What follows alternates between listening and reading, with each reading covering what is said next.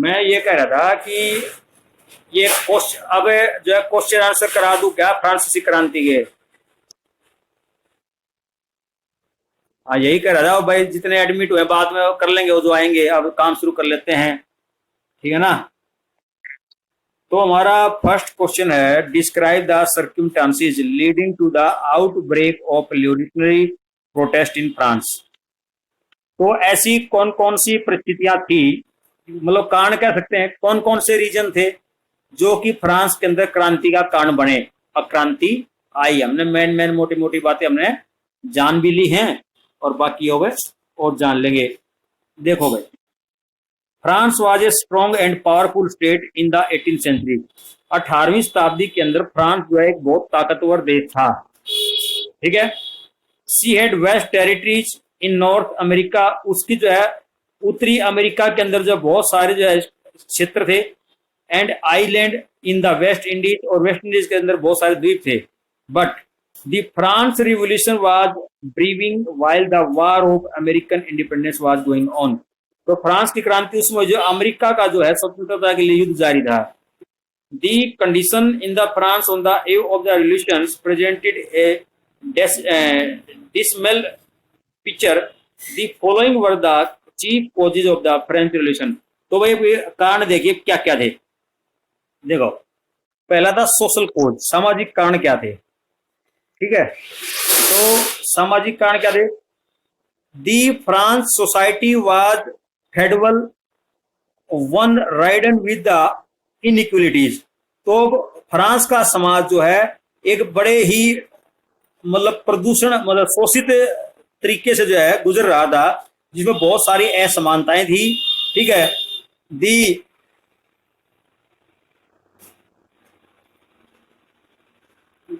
अच्छा, the clergy and the nobles belong to the privileged classes. जो noble man थे और क्लर्जी मैन थे, जो पहले दो स्टेट थे ये, ठीक है ना, वीआईपी स्टेट जिसको बोलते थे, इनको जो है जन्मजात कुछ विशेष अधिकार प्राप्त थे, ठीक है। फिर the peasants and the worker, और ये क्या थे भाई, which consisted of the vast population, जिसकी बहुत ज्यादा संख्या थी, were compelled to live rich life, उनको जो है एक जानवर की तरह जीवन जीना पड़ता था। तो दे वर फोर्स टू पे हैवी टैक्सेस, उनके ऊपर दबाव रहता था भारी भरकम टैक्स पे करने का। And to do forced labour, और जो है जबरदस्ती उनसे मजदूरी करवाई जाती थी, ठीक है। किसानों की हालात हो। द मिडिल क्लास कंप्राइजिंग, तो मिडिल क्लास के अंदर कौन कौन थे? मध्यम क्लास में lawyer, doctor, teacher, trader and petty government officer, ठीक है। ये लोग जो थर्ड स्टेट में शामिल थे।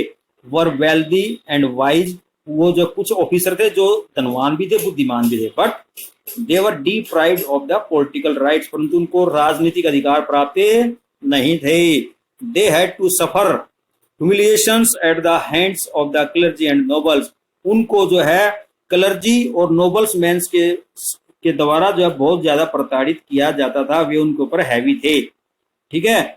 The social inequality and luxurious life of the clergy and noble created discontentment and restlessness among the common people.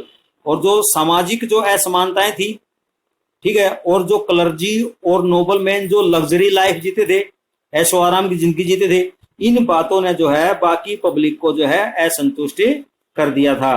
तो ये हमारे जो है सोशल कोज थे, वह सामाजिक कारण थे क्रांति के। फिर उसके बाद आता पॉलिटिकल कोज, भाई राजनीतिक कारण क्या थे? The king of the France were absolute rulers. तो फ्रांस का जो राजा था वो अपने आप में एक पूर्ण शासक था, मतलब और किसी चलती नहीं, सारी सब कुछ उसी की चलती थी। तो they believed in the theory of the divine rights of kingship, वे जो राजा के जन्मजात अधिकारों में मतलब विश्वास रखते थे, भाई राजा ही जो कुछ है सब कुछ उसी का, वो भगवान का एक दूत है। तो they claimed themselves to be the representative of the god on the earth, वे अपने आप को पृथ्वी के ऊपर भगवान का प्रतिनिधि समझते थे। On the eve of revolution, क्रांति के समय लुई 16वां was the king of France. France का राजा कौन था? लुई 16वां था, ठीक है ना। He was an empty headed despot, उसके हाथ में जो है खाली खजाना हाथ लगाया, जब वो गद्दी के ऊपर बैठा तो खाली खजाना था फ्रांस का। He and his queen Marie Antoinette were the extravagant in nature, तो वह और उसकी पत्नी मैरी आंटोनेट जो है वो ज्यादा खर्च करती थी, ज्यादा ऐशो आराम की जिंदगी बिताती थी। They squandered the state revenue on luxury and the wasteful festivities. तो वो बहुत सारा जो है देश का खजाना जो है कहाँ खाली कर देते थे, अपनी लग्जरी लाइफ जीने में और फेस्टिव लाइफ सेलिब्रेशन में जो है बहुत सारा चीज पैसा खराब कर देते दोनों पति पत्नी। ठीक है, आवाज आ रही है ना? Hello hello. ठीक है, हाँ ठीक है, नहीं तो मैं वीडियो भी शाम को सेंड कर दूंगा। दी हाई गवर्नमेंट पोस्ट वर ऑप्शन, जो सरकारी जो उच्च पद थे वो भी उनके हाथ में थे। Corruption, maladministration and inefficiency reign supreme. तो उसके अंदर भ्रष्टाचार, प्रशासनिक गड़बड़, ठीक है ना, ये सारी जो जद्दोजहद थी सारी जो उस राज्य में बहुत पूरी तरह फैल चुकी थी। There were different laws in the different area, विभिन्न क्षेत्रों में विभिन्न कानून थे, सब जगह कानून एक जैसे नहीं थे। And absence of any uniform system, और जो किसी भी एक जैसा तंत्र नहीं था, एक जैसा शासन नहीं था। Made the confusion worse confounded, तो और ज्यादा उसने लोगों के बीच में कंफ्यूजन पैदा कर दिया। People were really fed up with such A rotten system of the government. लोग जो है इस प्रकार के गिरे हुए घटिया किस्म के सरकार के तरीके से अब तंग आ चुके थे। तो ये था उनका जो है पॉलिटिकल कॉजेस। इसमें क्या क्या बताया गया कि भाई जो है वो मैरी आंटोनेट और वो जो है सारा खर्चा अपने उसके ऊपर कर लेते थे, अपना एक्स्ट्रा अर्जेंट के ऊपर, ठीक है ना। और जो है फ्रांस का खजाना उन्हें खाली मिला था और उनको अपने आप को भगवान का दूत समझते थे वो। इस प्रकार की सारी बातें आई हैं और जैसे जैसे वो काम करते थे उनसे जो लोग फेडअप हो चुके थे। फिर number 3, economic causes. Economic causes, आर्थिक कारण भाई। The shattered economy of the France proved a major cause of the revolution। जो फ्रांस की जो खत्म हुई कह सकते हैं, जो बिगड़ी हुई घाटे की जो आर्थिक स्थिति थी वो भी जो है क्रांति का एक मुख्य कारण बनी। आर्थिक कॉजेज, आर्थिक कारण भाई, economic causes. Due to the prolonged wars, लंबे समय तक युद्ध लड़े, and extravagant habit of the royal family, और शाही परिवार के जो है नाजायज खर्चे, ठीक है। The France government reached a state of a bankruptcy, तो जो है सरकार दिवालियापन के उस पर पहुंच गई थी। बैंकक्रप्सी क्या होता है? दिवालियापन। The clergy and the nobility were able to pay taxes, जो क्लर्जीमैन थे और जो नोबिलिटी थे वो दोनों स्टेट जो है टैक्स देने में समर्थ थे, वो पे कर सकते थे tax, but they were completely exempted from all the taxes, परंतु उनको जो है हर एक प्रकार के टैक्स से छूट दी गई थी दोनों को सरकार ने। तो the common people were too poor, जो सामान्य लोग इतने गरीब थे, टू पे टैक्सेस, जो टैक्स पे नहीं कर सकते थे। The corrupt system the taxes made the people unhappy, तो लोगों का जो टैक्स का जो सिस्टम था उन्होंने लोगों को नाखुश कर दिया, और जो दे नहीं सकते थे उनके ऊपर सारे टैक्स लाद रखे थे, उन्होंने टैक्स जबरदस्ती देने पड़ते थे। फिर होता है साइकोलॉजिकल कॉज भाई, कुछ मनोवैज्ञानिक कारण भी थे। In the second part of the 18th century, 18वीं शताब्दी के दूसरे मध्य में, there was an intellectual renaissance in the France, France में एक पुनर्जागरण का टाइम आया। द ग्रेट फ्रेंच फिलोसफर्स, तो कुछ महान फ्रांस के जो दार्शनिक like Montesquieu, Rousseau and Voltaire exploited the social shortcoming, तो उन्होंने जो है जितनी भी कमियां थी, सामाजिक कमियां थी, जो लोगों का शोषण कर रही थी, वो सारी लोगों को गिनवाई। They fanned the flame of revolution, उन्होंने जो है क्रांति की ज्वाला को हवा दी। फेंड का मतलब पंखा करना, हवा दी। The American revolution and the declaration of the independence, तो अमेरिका के अंदर जो क्रांति हुई और जब वहां पर अमेरिका में आजादी की घोषणा हुई बाय द अमेरिकन रिवॉल्यूशनरीज, अमेरिकी क्रांतिकारियों द्वारा, राउट द पीपल ऑफ फ्रांस, तो लोग फ्रांस के लोगों को उस क्रांति ने जो है उकसा दिया, to overthrow the oppressive kings, और इस जो मतलब घटिया किस्म के राजा को, भ्रष्ट राजा को उतारो, एंड हिज नोबिलिटी, और उसकी जो नोबिलिटी है उस सबको खत्म करो। तो ये थे हमारे साइकोलॉजिकल कोज। अब आता है इमीडिएट कोज भाई। बहुत सारे कारण आ रहे हैं, लेकिन एक ऐसा कारण होता है जिसको तत्कालीन कारण कहते हैं। उस दिन जब फिर खोखला बाजना शुरू हो जाए, तत्कालीन कारण।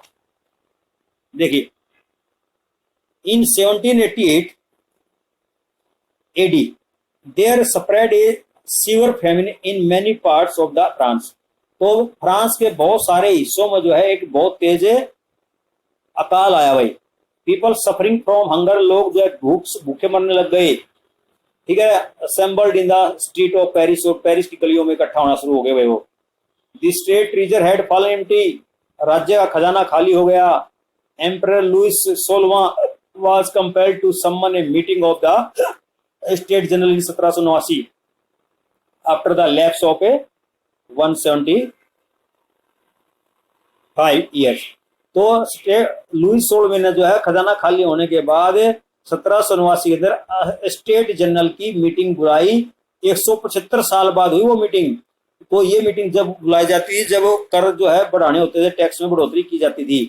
दी फर्स्ट टू स्टेट, जो पहले जो दो स्टेट थे क्लर्जी और nobility, refuse to have a common meeting, उन्होंने एक कॉमन मीटिंग लेने से मना कर दिया विद द थर्ड स्टेट, हम थर्ड स्टेट के साथ मीटिंग नहीं लेंगे। तो इट जनरेटेड मच एक्साइटमेंट, इसने और ज्यादा गुस्सा कर दिया। एंड लॉस्ट देयर टेम्पर, और अपना उन्होंने टेम्पर खो दिया। With the meeting of A state general, तो स्टेट जनरल की जो मीटिंग हुई ऑन द 5 मई 1789, 5 मई 1789 को दी फ्रेंच रिवॉल्यूशन बिगेन, उसी दिन जो फ्रांस की क्रांति शुरू हो गई। तो फ्रांस की क्रांति का दिन हुआ 5 मई 1789। ठीक है, अब ये क्वेश्चन था हमारा यही। अब वैसे जब चाहे तो इस क्वेश्चन के द्वारा बहुत सारे क्वेश्चन निकल सकते हैं, लेकिन फिर भी हम कोशिश करेंगे। अब दूसरा क्वेश्चन, 2 क्वेश्चन करा पाऊंगा, क्योंकि 2-2 क्वेश्चन भी रोज करेंगे, जब भी हमारा से हो जाएगा PT2 का सिलेबस कंप्लीट हो जाएगा। देखो भाई, which groups of the France society benefited from the revolution, France की समाज का कौन सा ग्रुप जो है क्रांति से लाभान्वित हुआ, उनसे फ्रांस की क्रांति में समाज के कौन से ग्रुप को क्रांति से लाभ मिला। Which groups were forced to relinquish power, और किसको जो अपनी पावर छोड़नी पड़ी। Which section of the society would have been disappointed with the outcome of the revolution, और किस समुदाय को क्रांति के जो परिणाम आए उनसे नाराज होना पड़ा, नाखुश होना पड़ा। देखिए भाई, दी third state was hugely benefited, जो तीसरा दर्जा था, थर्ड स्टेट था, जिसमें सारे जो है गरीब लोग थे, ठीक है ना, जो टैक्स पे करते थे, उनको बहुत फायदा हुआ। This comprised the professional classes, small and big businessmen, इसके अंदर कौन कौन सी चीजें थी, तो बहुत सारे मध्यम वर्ग के लोग थे। स्मॉल एंड बिग बिजनेसमैन, छोटे बड़े व्यापारी, स्मॉल एंड बिग पीजेंट, छोटे बड़े किसान, लैंडलेस लेबर, भूमिहीन मजदूर, एंड सर्वेंट और नौकर, ये सारे शामिल थे। तो most of them got land to till, उनको जो है अधिकतर को भूमि जो है खेती करने के लिए मिली। The burden of the taxation was removed, और उनके जो टैक्स का जो करों का जो भार था वो खत्म हो गया। And the rule of the law was established, और कानून का शासन जो है स्थापित हो गया। तो ये तो हुआ भाई उनको फायदा। अब है the first and the second state were forced to relinquish power, तो थर्ड सेकंड और फर्स्ट स्टेट को जो अपनी पावर छोड़नी पड़ी, जो उनकी चलती फिरती थी पहले। The churches were shut down, church को जो है शट डाउन, गिरजाघरों को बंद कर दिया गया। And the church property was confiscated, और चर्च की संपत्ति को बांट दिया गया। The predominance of the first and the second state over administration, social and economic privileges were abolished and equality was established, जो पहले सेकंड और जो फर्स्ट स्टेट को प्रशासनिक और सामाजिक और आर्थिक जो जन्मजात अधिकार प्राप्त है, अब वो जो खत्म कर दिए गए, और जहां पर जो है समानता स्थापित कर दी गई। फिर तीसरी बात क्या पूछ रहा था कि कौन कौन नाराज हुए वैसे। The common people were disappointed with the outcome of the revolution, तो क्रांति के परिणामों से जो सामान्य लोग थे, साधारण जनता थी, वो नाखुशी। क्यों भाई, although principle of equality, liberty and fraternity were implemented in the France, यद्यपि जो है फ्रांस के अंदर समानता का सिद्धांत, स्वतंत्रता का सिद्धांत, भाईचारे का सिद्धांत लागू किए गए थे। The French society remained a divided house between haves and the have-nots, लेकिन अब भी जो है फ्रांस का समाज जो लोगों के बीच में बटा हुआ था कि कुछ धनवान थे, कुछ के पास कुछ नहीं था। The social and the economic condition of the common people, सामान्य लोगों की जो सामाजिक और आर्थिक स्थिति थी डिड नॉट इम्प्रूव, वो भी सुधार में नहीं आई थी as much as they had expected, जितनी उन्होंने उम्मीद की थी उतना सुधार अब तक नहीं हुआ था। ठीक है, तो ये थे हमारे तीनों बातें कि भाई जो फ्रांस की जो क्रांति हुई उसके तहत किसको तो जो फायदा हुआ, ये फायदा हुआ हमारा जो है थर्ड स्टेट को। ठीक है, और किसको जो अपनी पावर, किसकी पावर छीनी गई, जो सेकंड और फर्स्ट स्टेट थे, क्लर्जी और नोबिलिटी थी, उनकी पावर छीनी गई थी, उनकी प्रॉपर्टी छीनी गई थी, उनकी जमीन छीनी गई थी, चर्च जो है बंद कर दिए गए थे। इस प्रकार से जो है जो जिसको जो उदास हुए इसके परिणामों से वो कौन थे, वो थी कॉमन पीपल, सामान्य लोग डिसअपॉइंटेड, क्योंकि जब उनके जो परिणाम आए उनसे वो संतुष्ट नहीं थे भाई। उसमें फ्रांस में ये कहा गया था सबको आजादी मिलेगी, सबको समानता मिलेगी, सबको जो है स्वतंत्रता मिलेगी, सब भाईचारे के साथ रहेंगे, तो ये बातें थी तो, लेकिन वो जो है अभी भी समाज जो है बटा हुआ था, कौन धनवान है कौन गरीब है, इस प्रकार से ये भी लोग जो है नाराज थे। इस प्रकार आज हमने जो है 2 क्वेश्चन किए। ठीक है, अब तीसरा क्वेश्चन जो है थोड़ा सा बड़ा है, उसको कल करेंगे, और उसके साथ में चौथा क्वेश्चन, 2 क्वेश्चन करेंगे ना, जब जाके बात बनेगी, जब समझ में आएंगे। अब ये दोनों क्वेश्चन आपको लिखने, मैं इसका वीडियो भी आपको भेज दूंगा शाम तक। ठीक है ना, और इसको अपने आप तैयार कर लेना। और कोई दिक्कत हो तो बताओ भाई। हेलो, हाँ भाई, कोई प्रॉब्लम है? हेलो, तो भाई ये 2 क्वेश्चन करा दिए हैं, दोनों में से कई क्वेश्चन निकल जाएंगे ढंग से करोगे तो। ठीक है, ओके, अब मैं इसको शाम तक इसका वीडियो बना के भेज दूंगा आपके पास। Okay, bye.